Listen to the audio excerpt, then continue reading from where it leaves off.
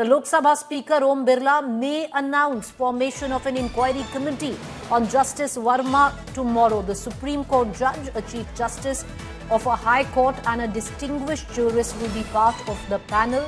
The panel is expected to submit report before next Parliament session. So far, 200 MPs have demanded Justice Verma's impeachment, and these 200 MPs cut across party lines, be it those that come in from the NDA or those who come in from the India bloc.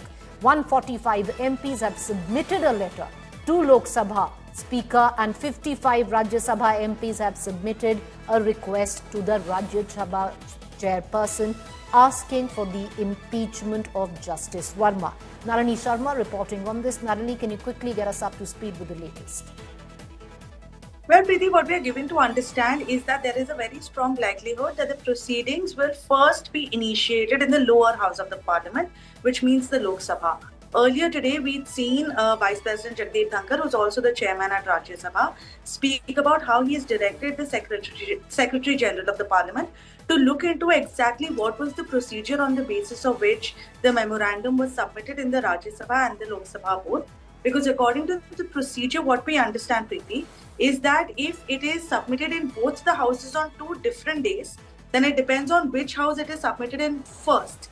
And that over there it's taken up first. But in this case, the memorandum has been submitted in both the upper and the lower houses on the same day, which is why the Secretary General has been asked to look into whether the proceedings should first be initiated in the Lok Sabha or the Rajya Sabha. We are now given to understand that it might start from Lok Sabha, where this committee is now going to be set up. Important to point out, Preeti, that this committee that will be set up by the Parliament Speaker will be different from the in-house committee that was set up by the Chief Justice of India, primarily in one way.